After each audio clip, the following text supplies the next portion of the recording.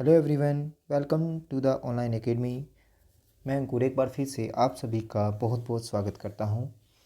आज हमारी जो क्लास होने वाली है वो हिंदी के वर्णमाला और विराम चिन्हों के जो क्वेश्चन हैं आपके इम्पोर्टेंट, जो भी आपके एग्ज़ाम में अभी तक के आए हुए हैं, उन सभी का आज हम टेस्ट करने वाले हैं। पिछली 3 क्लास में हमने वर्णमाला और विराम चिन्हों के जो भी इम्पोर्टेंट फैक्ट्स थे, जो भी संबंधित इम्पोर्टेंट नोट्स थे, वो हमने देखे थे। आज हम, जैसे कि मैंने आपको कहा था कि टेस्ट लेंगे, तो आज हम टेस्ट स्टार्ट करते हैं। चलिए बढ़ते हैं। आगे बढ़ने से पहले रिक्वेस्ट करना चाहूँगा कि यदि आपने वीडियो को लाइक ना किया हो, वीडियो को लाइक कर दें, चैनल को जो है सब्सक्राइब कर दें। यदि वीडियो अच्छा लगे तो उसको ज़्यादा से ज़्यादा शेयर करें। चलिए आगे बढ़ते हैं। और जैसा कि हमारे सामने दिया हुआ है पहला क्वेश्चन, वर्णमाला और विराम चिन्ह के महत्वपूर्ण प्रश्नों का ये संग्रह होने वाला है। जल्दी से जल्दी अपने क्वेश्चंस देखते हैं। समाप्ति सूचक चिन्ह की पहचान करें। देखिए, कल मैंने आपको बताया था कि समाप्ति सूचक जो चिन्ह होते हैं वो आपके जो भी आपके चैप्टर्स वगैरह जब कंप्लीट हो जाते हैं उसके बाद में उन समाप्ति सूचक चिन्हों का प्रयोग किया जाता है। ठीक है, तो समाप्ति सूचक चिन्ह आपका आंसर हो जाएगा, यहाँ से आपका ए आंसर हो जाएगा। ये आपका समाप्ति सूचक चिन्ह होता है। या तो आपकी बुक के बिल्कुल बाद में इस प्रकार का कोई एक चिन्ह मिलता है, या फिर डैश डैश करके इस प्रकार से आपके चिन्ह लगा दिए जाते हैं जब आपके कंप्लीट चैप्टर जो है हो जाते हैं। आगे बढ़े। नेक्स्ट क्वेश्चन हमारा दिया हुआ है, पुनरुक्ति व लाघव चिन्ह को पहचानिए। पुनरुक्ति चिन्ह क्या होते हैं? ऑप्शन ए दिया हुआ है, बी दिया हुआ है, सी और डी। आपको आंसर करना है। देखिए, कमेंट सेक्शन में आप आंसर करते चलिए। हिंदी में अपने आप को परखिए कि हमने ये दो चैप्टर अपने किए हैं कि हमारे कितनी हम इसमें जो है तैयारी किए हुए हैं। चलिए देखते हैं। पुनरुक्ति व लाघव चिन्ह को पहचानिए, ये आपके सामने क्वेश्चन दिया हुआ है। इसमें आपका जो पुनरुक्ति होती है, पुनरुक्ति का मतलब होता है बार बार दोहराना। पुनरुक्ति का मतलब होता है बार बार दोहराना। और जब हम किसी बात को बार बार दोहराते हैं या किसी शब्द को दोहराते हैं तो हम उसे बार बार न लिखकर इस चिन्ह का प्रयोग कर देते हैं, जिसको हम पुनरुक्ति या फिर लाघव चिन्ह कहते हैं। चलिए, तो देखिए, पुनरुक्ति चिन्ह आपका इस प्रकार से होता है और लाघव चिन्ह होता है आपका इस प्रकार से। तो ऑप्शन दिया हुआ है ए इसमें। ठीक है, ऑप्शन ए आपका राइट हो जाएगा। लाघव चिन्ह की बात आई तो लाघव चिन्हों का प्रयोग कहाँ पर किया जाता है? जब कोई उपाधि होती है आपके पास में, या फिर कह सकते हैं कि किसी को हमने कोई एक संक्षेप में किसी बात को हमें लिखना हो। जैसे अभी बताया था MA, जैसे हमने MA ऐसे लिखा तो ये मास्टर ऑफ आर्ट्स होता है। ये जो आपका लाघव चिन्ह लगाया गया है हिंदी में, ठीक है, इसको संक्षेप में व्यक्त करने के लिए लगाया जाता है। क्लियर यहाँ तक? चलिए अब हम नेक्स्ट क्वेश्चन की ओर आगे बढ़ते हैं। माँ मेरा कल्याण करो, इसलिए उचित विराम चिन्ह का प्रयोग करें। ऑप्शन 4 आपके सामने दिए हुए हैं। ठीक है, इसमें से आपने आंसर बताना है। देखिए, ध्यान से देखिए। माँ मेरा कल्याण करो वाक्य में उचित विराम का प्रयोग करना है आपने। कमेंट सेक्शन में जल्दी से आंसर दीजिए। ए है, बी है, सी या फिर डी है आपका। देखिए, माँ मेरा कल्याण करो, ये आपका इन्वर्टेड कोमाज में बंद किया हुआ है। पहली तो बात, ये बिल्कुल स्पष्ट रूप से सही आपका जो है वाक्य नहीं दिया हुआ है, क्योंकि इन्वर्टेड कोमा का जो प्रयोग किया गया था वो किया गया था आपका जब कोई कथन हमें सत्य कोई बात होती है, जैसे भारत छोड़ो आंदोलन, इस प्रकार से कोई एक सत्य बात, या फिर पृथ्वी जो है सूर्य के चक्कर लगाती है, तब हम इन्वर्टेड कोमाज का प्रयोग करते हैं। इनको हिंदी में अवतरण चिन्ह या फिर उद्धरण चिन्ह कहा जाता है। लेकिन यहाँ पर पूछा है कि विराम चिन्ह लगाना है। अब देखिए, ये तो आपको हो जाता है विसर्ग, ये इसका आंसर नहीं होगा। ठीक है, तो इसका उत्तर हो जाएगा आपके पास में ए, कोमा। तो माँ के बाद में क्या लग जाएगा? यहाँ पे लग जाएगा आपका कोमा का एक चिन्ह लग जाएगा, जिसको आप अल्प विराम कहते हैं। और मैंने बताया था कि अल्प विराम का प्रयोग सबसे अधिक होता है। ठीक है, अल्प विराम, यहाँ पर आपका क्या लग जाएगा? ये अल्प विराम का प्रयोग हो जाएगा। माँ मेरा कल्याण करो, इसकी लैंग्वेज आपकी इस प्रकार से बन जाएगी। नेक्स्ट बात करते हैं, आगे क्वेश्चन देखते हैं। और दिया हुआ है कि वाक्य में जब एक ही प्रकार की कई संज्ञाएं आए तो उनके बीच किस प्रकार का विराम चिन्ह लगता है। जब कहीं दो संज्ञाएं आ जाती हैं, यानी कि मेन आपके जातिवाचक संज्ञाएं, इस प्रकार से आपकी संज्ञाएं आ जाएंगी, वाक्य में जब एक ही प्रकार की संज्ञाएं हों तो उनके बीच में हम किस प्रकार के चिन्ह का प्रयोग करते हैं? तो आपका आंसर हो जाएगा ए। ठीक है, आपका आंसर क्या हो जाएगा? ए। ये इस प्रकार से फुल स्टॉप और आपका क्या हो जाएगा? कोमा। इसको बोलते हैं अर्धविराम। क्या बोलेंगे इसको? इसको बोलेंगे अर्धविराम। नेक्स्ट बढ़ेंगे आगे। आगे क्वेश्चन दिया हुआ है, किसी वाक्य में विराम चिन्ह का उचित प्रयोग नहीं है। बताइए, किस वाक्य में विराम चिन्ह का उचित प्रयोग नहीं है? मैं मनुष्य में मानवता देखना चाहती हूँ, अल्प अर्धविराम लगा करके उसे देवता बनाने की मेरी इच्छा है। यह दूर से, बहुत दूर से आ रहा है। सुनो सुनो, वह गा रही है। प्रिय महाशय, मैं आपका आभारी हूँ। ये 4 ऑप्शन आपके पास दिए हुए हैं। जल्दी से कमेंट सेक्शन में आप अपना आंसर दीजिए। किस वाक्य में विराम चिन्ह का उचित प्रयोग नहीं है? चलिए, इसका राइट आंसर हो जाएगा आपके पास में सी। देखिए, ध्यान से देखिए, इसमें आपका लगा हुआ है आश्चर्यजनक चिन्ह। ठीक है, इसमें लगा हुआ है आपका आश्चर्यजनक चिन्ह, जिसको हम विस्मयादि बोधक चिन्ह भी कहते हैं। और इसका प्रयोग हमेशा जब कोई बात, एक आश्चर्यचकित बात कही जाती है या कोई आशीर्वाद दिया जाता है या अपनी कोई इच्छा प्रकट की जाती है, तब वहाँ पर इस चिन्ह का प्रयोग किया जाता है। सुनो सुनो, इस बात का मतलब ये हुआ कि सुनो के बाद में, सुनो के बाद में हमें किस प्रकार का दीर्घ चिन्ह का जो है प्रयोग किया जाएगा? वहाँ पर किया जाएगा दीर्घ उच्चारण चिन्ह का प्रयोग। ठीक है, आगे बढ़ते हैं। देखिए, ये क्वेश्चन आपका यूपी SSSC लोअर 3rd में 2016 के एग्जाम में आया हुआ था।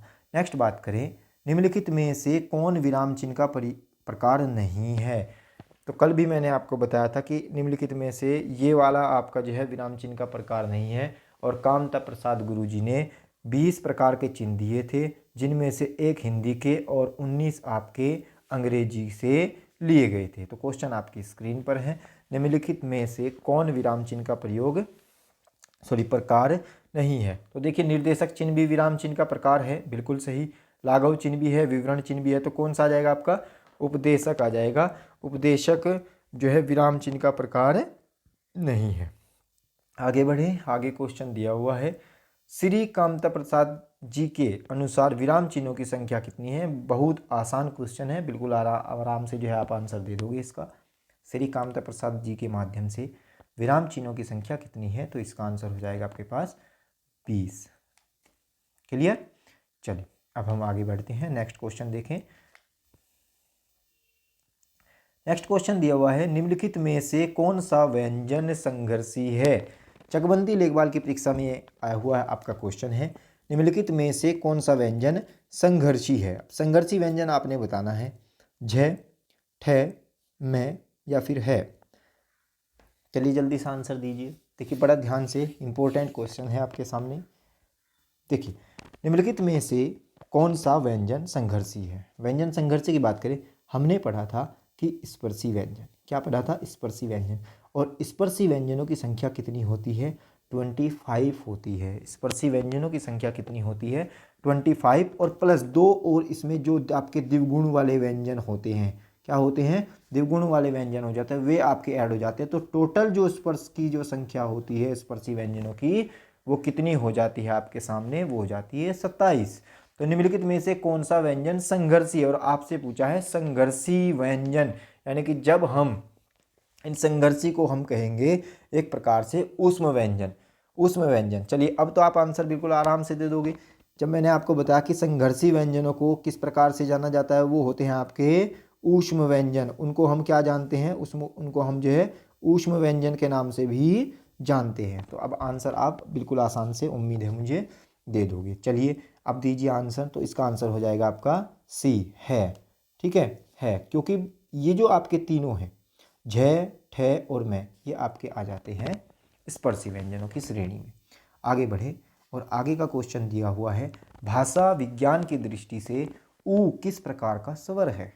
बहुत अच्छा क्वेश्चन, कनिष्ठ सहायक परीक्षा 2016 में क्वेश्चन आपका ये आया हुआ है, यूपी SSSC की परीक्षा में। भाषा विज्ञान की दृष्टि से ऊ किस प्रकार का स्वर है? पश्च विवृत स्वर है, अग्र संवर्त स्वर है, अग्र विवृत स्वर है या पश्च संयुक्त स्वर है?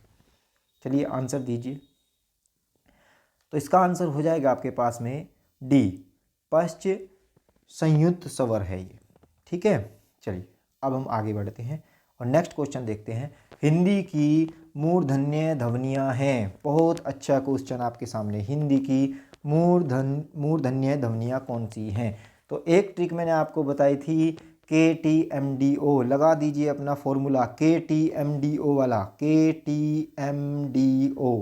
KTMDO वाला। स्पर्शी व्यंजन है सभी, पूरी श्रेणी स्पर्शी व्यंजन की दी हुई है आपके सामने, और KTMDO वाला फॉर्मूला लगा दीजिए और बताइए जल्दी से हिंदी की मूर्धन्य ध्वनियाँ कौन सी हैं?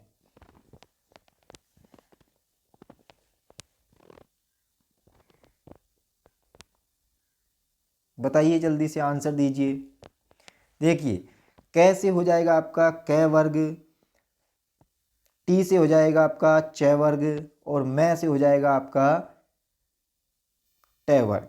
कै च ट त और पै, ये इस प्रकार से आपके वर्ग होते हैं। कै पूरा कै वाला वर्ग आ जाएगा आपका कंठ में, च वाला वर्ग आ जाएगा आपका तालुव्य में, और ट वाला वर्ग आ जाएगा आपका मूर्धन्य में। तो क्या पूछा है आपसे? मूर्धन्य ध्वनियाँ, तो ट वाला वर्ग पूरा आपका मूर्धन्य में आ जाएगा।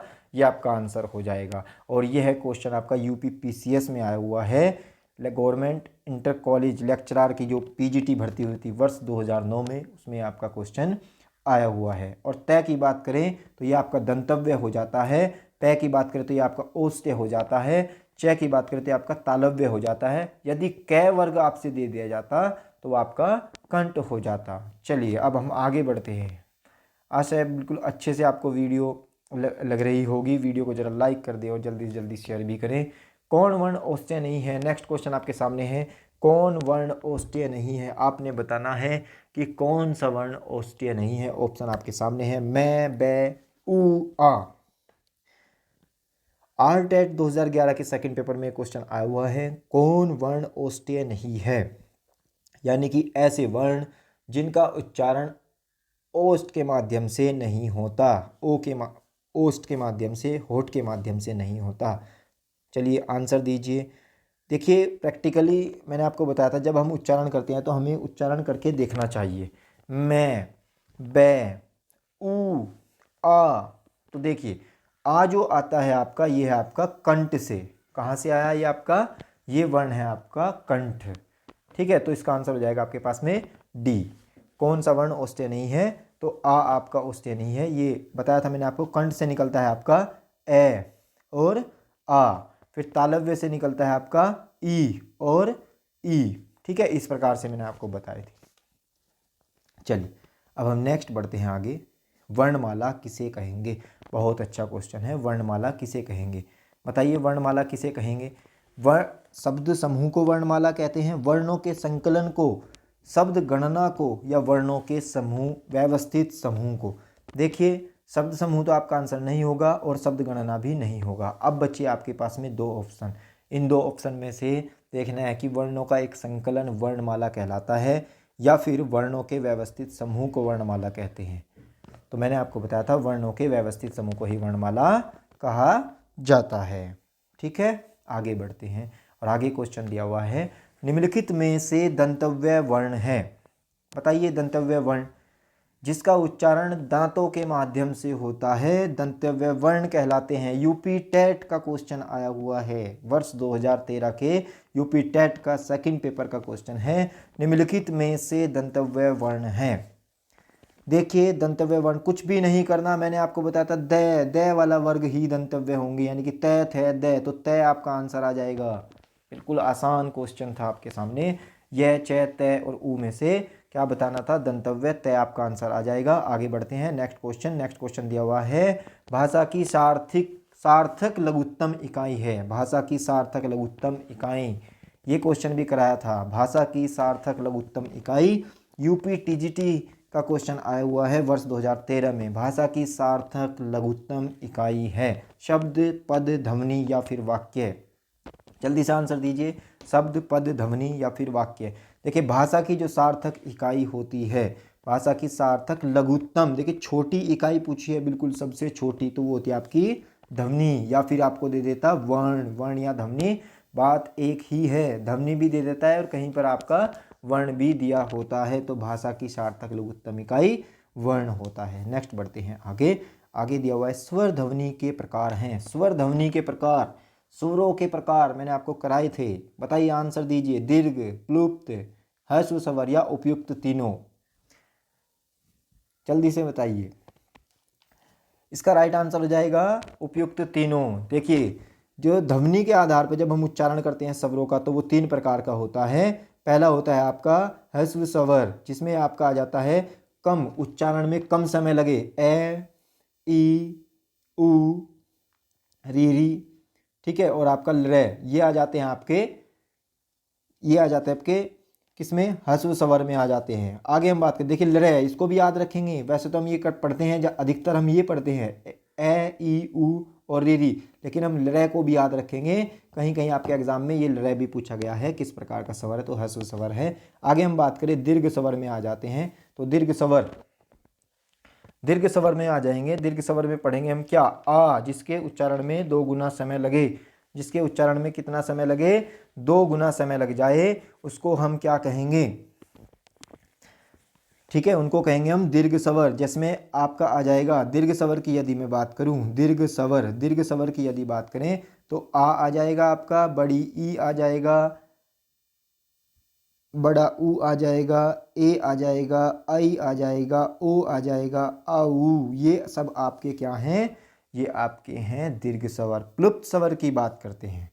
प्लुप्त स्वर, प्लुप्त स्वर में यदि बात करें, तो जिसमें उच्चारण में 3 गुना समय लगता है, अर्थात दीर्घ और ह्रस्व स्वर से अधिक समय लगता है, वे क्या कहलाते हैं, प्लुप्त स्वर कहलाते हैं। जैसे हमने उच्चारण किया ओम, फिर बोल दिया सुनो, जैसे अभी मैंने पीछे आपके क्वेश्चन कराया, इसमें लगा दिया हमने ये दीर्घ वाला जो आपका चिन्ह होता है, सुनो, ठीक है, तो इसमें आपका 3 गुना समय लगता है। आगे हम बात करें, इनमें से कौन व्यंजन अल्पप्राण है, आगे बताइए, इनमें से कौन व्यंजन अल्पप्राण है। क्वेश्चन आपके सामने है, ख, थ, च या फिर फ। अल्पप्राण की बात करें, जिसके उच्चारण में, आंसर दीजिए, फिर मैं आपको सॉल्यूशन कराता हूं, आंसर दीजिए जल्दी। अल्पप्राण है, कौन अल्पप्राण है,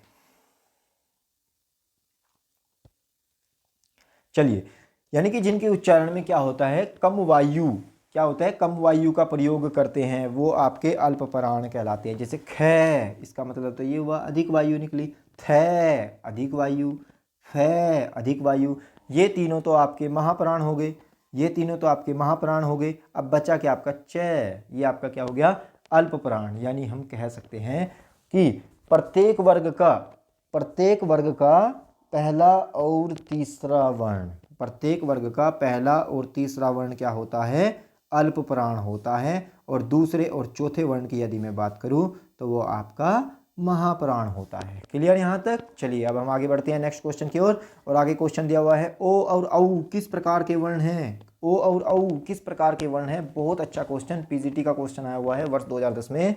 बताइए ओ और औ किस प्रकार के वर्ण हैं, तालव्य, मूर्धन्य, दंतोष्टय, कंठोष्टय। चलिए जल्दी से बताइए, बहुत अच्छा क्वेश्चन। स्वरों के उच्चारण में है ओ और औ स्वर हैं, तो स्वरों के उच्चारण में मैंने आपको बताया था कि इसने पूछा है आपका कि किस प्रकार के वर्ण हैं, तो हमें क्या करना है इनको, वही इनका भी आप क्या कर लीजिए, संधि विच्छेद। ओ किस प्रकार से बनता है, ए प्लस छोटा ऊ और ए प्लस बड़ा ऊ, इस प्रकार से क्या बन जाएगा, ये ओ बन जाएगा और ये आपका बन जाएगा औ। तो ए क्या होते हैं आपके, कंठ से निकलते हैं। ए कहाँ से निकलते हैं, कंठ से। और ऊ कहाँ से निकलता है, ऊ निकलता है आपका ओष्ठ से। ऊ उच्चारण करके देखिए, बिना होठों की मदद आप ऊ और ऊ का उच्चारण नहीं कर सकते।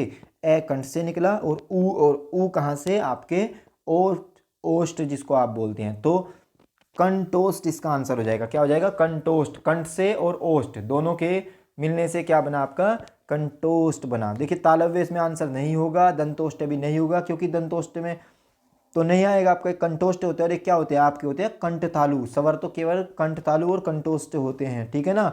दंत की बात करें, दंतव्य में तो केवल आपका स्वर जो आता है वो आपका र आता है, ठीक है। आगे चलिए, नेक्स्ट क्वेश्चन आपका दिया हुआ है, किन ध्वनियों को अनुस्वार कहा जाता है? किन ध्वनियों को अनुस्वार कहा जाता है? तो ये अनुस्वार वाली ध्वनियाँ कौन सी होती हैं? स्वर के बाद में आने वाली नासिकीय ध्वनियाँ या फिर स्वतंत्र रूप से उच्चारित ध्वनियाँ, स्वर के साथ आने वाली ध्वनियाँ, व्यंजन के बाद आने वाली ध्वनियाँ। बीएड एंट्रेंस एग्जाम 2012 का क्वेश्चन आया हुआ है, किन ध्वनियों को अनुस्वार ध्वनियाँ कहा जाता है? कल भी मैंने आपको बताया था कि अनुस्वार ध्वनियाँ होती हैं, जो कि अनुस्वार ध्वनियाँ कौन सी होती हैं? अनुस्वार मैंने आपको दो प्रकार से बताई थी आपकी, एक बताया था अंग और एक बताया था अह। एक प्रकार का तो जो विसर्ग होता है और एक, ठीक है, एक आपका होता है अंग। तो ये बताया है किन ध्वनियों को अनुस्वार ध्वनियाँ कहा जाता है, अनुस्वार कहा जाता है। तो स्वर के बाद में आने वाली जो नासिकीय ध्वनियाँ होती हैं, स्वर के बाद में जो नासिकीय ध्वनियाँ आती हैं उनको अनुस्वार कहा जाता है। जैसे आपका अंग हो गया और फिर आपका एक अह हो गया, इनको क्या कहा जाता है? इनको आपका अनुस्वार कहा जाता है। ठीक है, ये क्या हो गया आपकी? ये हो गया आपकी अनुस्वार। चलिए अब हम आगे बढ़ते हैं, नेक्स्ट क्वेश्चन की ओर बढ़ें। और आगे दिया हुआ है, बहुत अच्छा क्वेश्चन है, ये भी बीएड का आया हुआ है। क, ग, ज और फ ध्वनियाँ किसकी ध्वनियाँ हैं? और इनके आगे पहले से ही फुल स्टॉप की तरह एक बिंदी लगी हुई है। इनको देखेंगे तो संस्कृत की हैं या फिर अरबी की हैं या अंग्रेजी की हैं या फिर दक्षिणी भाषाओं की हैं। तो देखिए इसका तो आंसर बिल्कुल आपके सामने है, बी, अरबी फारसी भाषाओं की ये क्या है? आपकी ध्वनियाँ हैं। क्लियर? चलिए, जो भी इस प्रकार के आपके वर्ण आ जाएंगे वो सब आपके अरबी फारसी में आ जाते हैं। सॉरी, एक मिनट। से बना शब्द कौन सा है? विसर्ग से बना शब्द कौन सा है? आपको आंसर करना है, विसर्ग से बना शब्द कौन सा है? अध, निस्पृह, दिव्यत्व या थोड़ा सा? बताइए। क्वेश्चन बिल्कुल आसान है, क्योंकि मैंने बताया था विसर्ग का जो चिन्ह होता है वो इस प्रकार से होता है, तो इसमें आंसर आ जाएगा आपका निशप्र। ठीक है, आगे बढ़ते हैं। हिंदी वर्णमाला में व्यंजनों की संख्या कितनी है? बताइए, हिंदी वर्णमाला में व्यंजनों की संख्या कितनी है? 32, 33, 34 या फिर 35? इसका आंसर आपने देना है, बड़ा आसान सा इसका आंसर है, 33 होती है व्यंजनों की संख्या। यदि आपसे मूल स्वरों की संख्या पूछ ली जाए, देखिए मूल व्यंजन है, मूल व्यंजनों की संख्या 33, यदि मूल स्वरों की संख्या पूछ ली जाए तो 11 हो जाते हैं आपके पास में। यदि कुल जो आपके वर्ण होते हैं, वर्ण की पूछ ली जाए तो वो आपके होते हैं 52। ठीक है, आगे बढ़ते हैं। नेक्स्ट क्वेश्चन दिया हुआ है, निम्नलिखित में से कौन सा वर्ण उच्चारण की दृष्टि से दंत्य नहीं है? यानी कि जिनको आप दांतों की मदद से नहीं बोल सकते, दंत्य नहीं है। चलिए बताइए, जल्दी से बताइए, आंसर दीजिए। ट्रिक याद कीजिए, ट्रिक याद कीजिए, जो मैंने आपको ट्रिक बताई थी, KTMDO, KTMDO, ट्रिक याद कीजिए जल्दी से, और जल्दी से फटाफट से आंसर बताइए। ये हो जाता है आपका तय, न, द या फिर ट, कौन सा दंत्य है? देखिए, चलिए, KTMDO, दंत्य मतलब द वाला।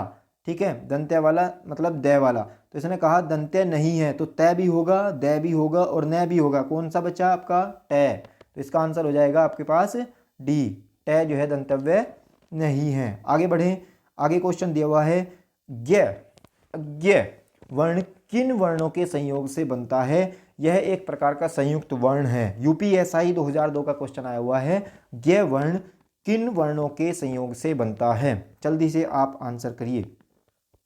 तो इसमें जय और य, जय और ध, जय और न्य, जल्दी से बताइए।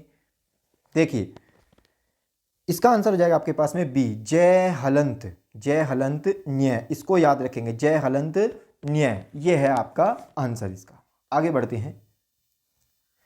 क्षय ध्वनि किस स्वर के अंतर्गत आती है? क्षय ध्वनि, तो ये आपने बताना है, ये संयुक्त वर्ण है, मूल स्वर है, घोष वर्ण है या फिर तालव्य है? तो सीधी सी बात है, क्षय जो है आपका क हलंत षटकोण वाला क्षय, इसका क्या है? आपका संयुक्त वर्ण है, क्षय। आगे बढ़ते हैं, आगे क्वेश्चन दिया हुआ है, निम्नलिखित में से किसे हिंदी की मानक वर्णमाला में स्थान नहीं दिया गया है? हिंदी की मानक वर्णमाला में स्थान नहीं दिया गया। आरआरबी का क्वेश्चन आया हुआ है वर्ष 2004 में। ठीक है, देखिए ग्रामीण बैंक का क्वेश्चन है आया हुआ। आगे बढ़िए, बताइए जल्दी से, र, क्र या ड? देखिए इसमें क्या है आपका, मानक वर्णमाला में स्थान नहीं दिया गया है, तो उसका आंसर हो जाएगा श्री। श्री को मानक वर्णमाला में स्थान नहीं दिया गया है। आगे बढ़ते हैं। नेक्स्ट क्वेश्चन आपका दिया हुआ है, निम्नलिखित शब्दों में किस शब्द के द्वितीय व्यंजन है, द्वितत्व व्यंजन है? बताइए जल्दी से आंसर। द्वितत्व व्यंजन क्या होते हैं?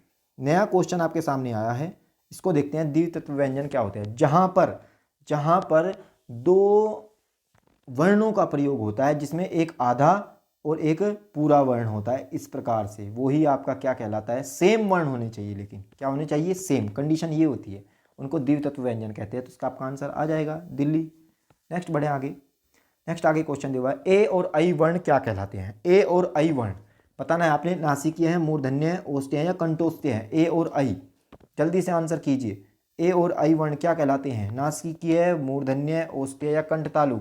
ए और आई हैं आपके पास, वही संधि विच्छेद कर लीजिए। ए प्लस ई और ए प्लस ई और ए प्लस बड़ी ई, संधि विच्छेद कर लीजिए। कंठ और ई को हम कहाँ से? तालव्य। तो इसका आंसर क्या हो जाएगा? कंठ तालव्य। डी आपका आंसर हो जाएगा। आगे बढ़े। नेक्स्ट देखते हैं, निम्नलिखित में से कौन सा घोष वर्ण है? कौन सा घोष वर्ण है? चलिए जल्दी से आंसर दीजिए। ख, च, मैं या फिर छ? जल्दी से आंसर कीजिए। कौन सा घोष वर्ण है?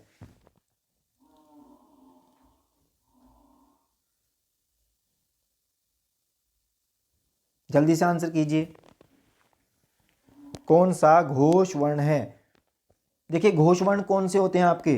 घोष वर्ण होते हैं जिनमें कंपन या फिर गूंज उत्पन्न हो। तीसरा, चौथा और पांचवा वर्ण, वर्ग का तीसरा, चौथा और पांचवा वर्ण आपका क्या कहलाते हैं? घोष वर्ण या फिर सघोष वर्ण इनको कहा जाता है। अब देख लीजिए, ख दूसरा वर्ण है, ये आपका अघोष में आ जाएगा। च पहला वर्ण है, अघोष में आ जाएगा। छ दूसरा वर्ण है, अघोष में आ जाएगा। बच्चा क्या आपका? मैं, क्योंकि प, फ, ब, भ, मैं, ये आपका पांचवा वर्ण है। आगे बढ़े। आगे क्वेश्चन दिया हुआ है, निम्नलिखित में से कौन सी ध्वनि ओष्ठ्य नहीं है? किसका प्रयोग हम ओठ के द्वारा नहीं करते? प, इसका प्रयोग तो करते हैं। ब, इसका प्रयोग भी करते हैं। मैं, इसका प्रयोग भी करते हैं। त, इसका प्रयोग नहीं करते। ठीक है, ये क्या है आपका? दंतव्य। क्या है आपका? ये आपका हो जाएगा दंतव्य। आगे बढ़े। नेक्स्ट दिया हुआ है क्वेश्चन, जिन शब्दों के अंत में अ आता है, जिन शब्दों के अंत में क्या आता है? अ आता है, उन्हें क्या कहते हैं? बहुत अच्छा क्वेश्चन है, बीएड 2002 में आया हुआ है। जिन शब्दों के अंत में अ आता है उन्हें क्या कहते हैं? जल्दी से आंसर कीजिए। अनुस्वार, आयोगवाह, अंतस्थ या फिर अकारांत? जल्दी से आंसर कीजिए। तो जिन शब्दों के अंत में क्या आता है? अ आता है, उनको बोलते हैं हम अकारांत। क्या कहते हैं उनको? उनको कहते हैं अकारांत। आगे बढ़ते हैं। तो ये हमारा क्या था, आपका क्वेश्चन जो दिए हुए थे वो हमारे आपके पास में क्वेश्चन हो गए कंप्लीट। ये आपका टेस्ट था वर्णमाला और विराम चिन्हों का। वीडियो यदि अच्छी लगी हो तो वीडियो को लाइक करें। Thanks for watching this video. नीचे आपके डिस्क्रिप्शन में इस प्रकार से आपके लिंक दिए हुए हैं, इसी PDF में भी आपको मिल जाएंगे, यहीं पर आप क्लिक कीजिए और ऑनलाइन एकेडमी विद अंकुर सैनी के साथ में यूट्यूब चैनल पर जाइए, चैनल को जो सब्सक्राइब कीजिए और व्हाट्सएप ग्रुप में भी ऐड हो जाइए। टेलीग्राम लिंक भी आपके सामने दिया हुआ है, उसमें भी आप ऐड हो सकते हैं। Thank you for watching this video. बहुत बहुत धन्यवाद आपका।